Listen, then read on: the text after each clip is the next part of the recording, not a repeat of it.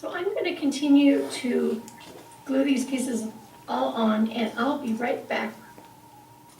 And now, through the magic of video, my mosaic is all done. It's dry. I've put masking tape around the outside edge, leaving about 3/8 of an inch in between my mosaic and where I want my grout line. That way, when it's all done, I can pull off my tape and I have a really nice line around my mosaic. So let's start grouting. I've mixed my grout, and I like to make it kind of thick so that when I go to put water on it to clean it off, it's not going to take all of my grout off. And I am using the sanded grout, and this particular one is just white. Now remember that you have cut your edges, so be really careful. And you want to get it in all the spaces. And this part is just to get it into those spaces. Don't worry about any of the pieces.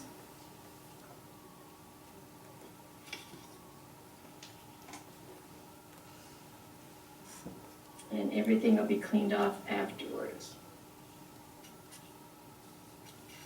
Okay, I've got it all in the spaces. Now I'm going to take a little bit extra where I know that there's just a little bit too much. Oops.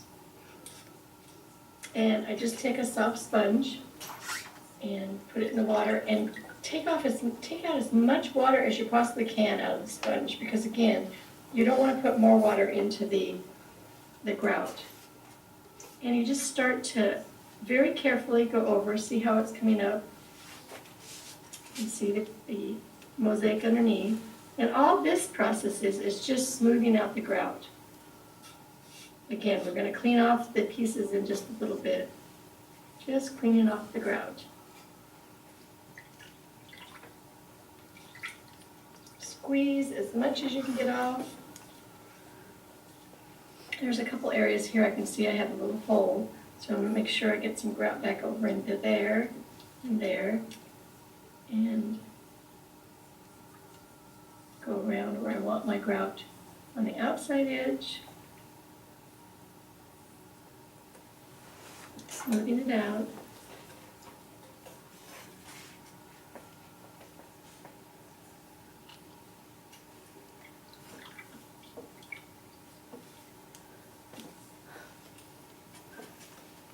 The day that we grout, try to remember to either wear a shirt that you don't mind getting dirty or bring a shirt to put over top of yours, because grout, if it gets in your clothes, does not come out very easily.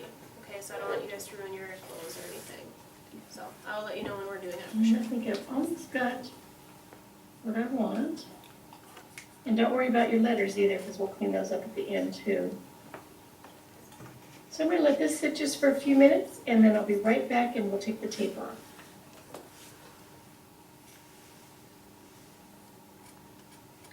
The grout has set up a little bit, so I'm starting to pull out off my tape and just very gently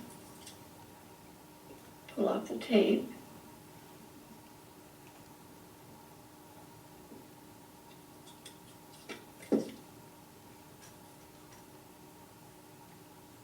And even when it pulls some of it off, dip your finger into water and just go back over the edge to clean it up.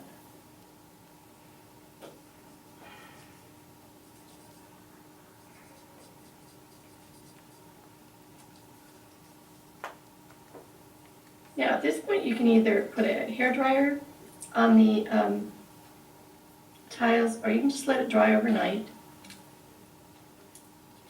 And all this film, when it's dry, you can take it off with a Q-tip and clean everything up. If you wait for it to dry all night, then you can just spray a little bit of like Windex on it and wipe it off with paper towels, and all that extra film, the grout film, comes off. Now the letters, if you dip your Q-tip into water and go over each letter to get the grout out, that works really good.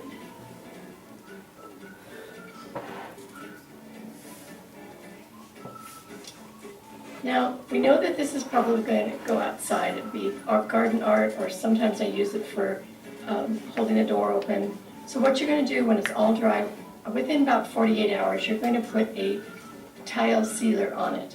And just put it on, let it dry, maybe put it on a couple times, and that'll seal it so it can go outside. Now here I have one that's already done, already cleaned up. Isn't this cool how it has on the rock it has this indentation? So that's all there is to it. Very super simple. Use things that you already have around the house. Use china and bits and pieces that you already have around the house, and be eco-friendly with it using what you have. And don't forget, be sure to dream big. Thanks, everyone. Okay. Look at how exciting that was, okay? So you guys can kind of get a better idea of where things are going with that. So you can see exactly what that grouting process is. Like I said, make sure you dress appropriately for that day, because grout gets everywhere and it's a mess. You will find that out soon enough. But a couple of other things, I forgot, got a little sidetracked. Your tile work, so all that cutting of your glass, the gluing down, all of that has to be done by Friday the 24th. The reason for that is seniors, yay, you're done in what, 2 weeks, right? In order for us to grout, seal, and clean our piece, that takes 3 days, one for each part, okay? So next week, Friday, all of the tile work has to be done, so we can get that done for you, okay? And then you guys can get out of here and have your happy rock, right? Okay? I also have our grout days set up. So for you guys, our 5, we are going to be doing it on Tuesday the 28th. Okay, so if you need to write that down to remember to bring, a crummy shirt or something, that might be a good idea. All right, so I just wanted to go over a couple of little tidbits with you, a few helpful hints to help you out before I set you free to work today. First of all, I have started my Happy Mosaic. Some of you have seen it already. I'm doing a little lizard, okay? So that's kind of what he looks like. I started to work on him a little bit. And in my box here, you can see all my little tile pieces. All right? Something I just really want to stress and emphasize to you guys is, because of our lack of materials, which I've told you last week, but I'll tell you one more time, make sure that you are not taking tons and tons and tons of these, lovely glasses and things like that, and hoarding them in your box, because other people might want to use those too. So make sure you are cutting off what you need, keep it in your box, and then if you need more, feel free to go get more, okay? We just want to make sure everybody has a shot at the pretty glass and everybody has equal amounts of materials to use, okay? So, couple of things. We do have 2 styles of nippers. This one, like in the video, is the wheel nippers. I use it to cut the glass, and this is personally my favorite tool out of the 2, just because I feel like it gets a better cut. And then this one, we've got the more hefty looking tile nippers. This works really well for if you were to use plates or things like that, or ceramic pieces, which we are not using. These still work well for glass, but this is the style you would use if you were using heavier tiles, okay? I want you guys to be wearing goggles, all right? I know we all love our goggles, but as I have been working and Miss Nguyen has been working, we've been discovering things are flying, even if we are cupping our hands. So you guys need to be careful, okay? Please wear your goggles. So, pop on those goggles. Very pretty. And then, again, with the wheel nippers, all you have to do is take and pinch in the middle or where you want to cut your piece. So it looks like that. You can see it, sort of. You guys can kind of see that. Make sure you're still cupping your hand so this piece is not flying over into your neighbor's stuff. Okay, and it helps keep control better. Make sure you're doing it in your box when you cut, and gentle squeeze, and you should have 2 pieces. Okay? That's how that one works.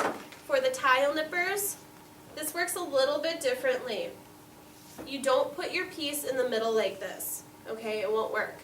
In order to get this to cut, you have to line up the edge of your glass on the edge of your nippers. So kind of like that, and it'll pinch it off. So what you're going to do is do that, cup your hand, put it in your box, and squeeze. And as you saw, some glass just flew. And this also ends up giving you a lot of glass shards, which we need to talk about too before I set you guys free.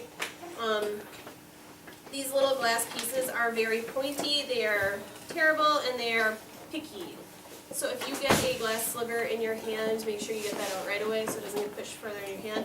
But also make sure that when you're doing that, that's in the box so we aren't getting glass everywhere else, okay? So after you are all done cutting your pieces that will be custom cut for your space, you're not taking a ginormous piece and sticking it on your mosaic and calling it a day, right? Everything needs to be cut down, everything, including those little tiles. So make sure you're doing that. And then also your glue cups, we're also recycling those out. So when you are done working with your glue for the day, they have to come back up here. Okay, just because other classes are using them. Everybody is using them. So please bring them back. I did find some in the back room that I've already stolen back. Okay, but everybody's using them, so please put them back when you're done. You only need a little bit of glue, kind of like this.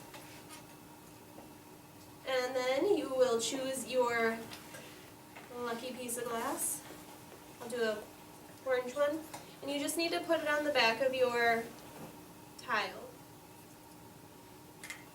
So it looks kind of like that. You can't really see it. Sorry. Alright, and then you glue it down to wherever it is that you want to glue it to.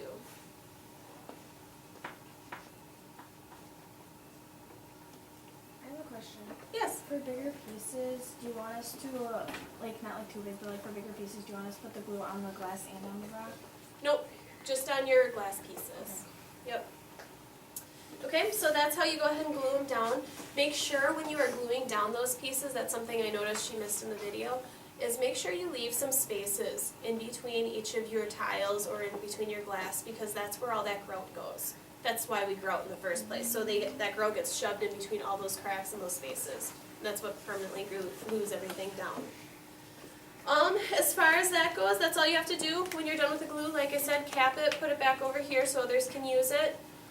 Cleaning up wise, make sure, because like I said, some of that glass flies, everybody in here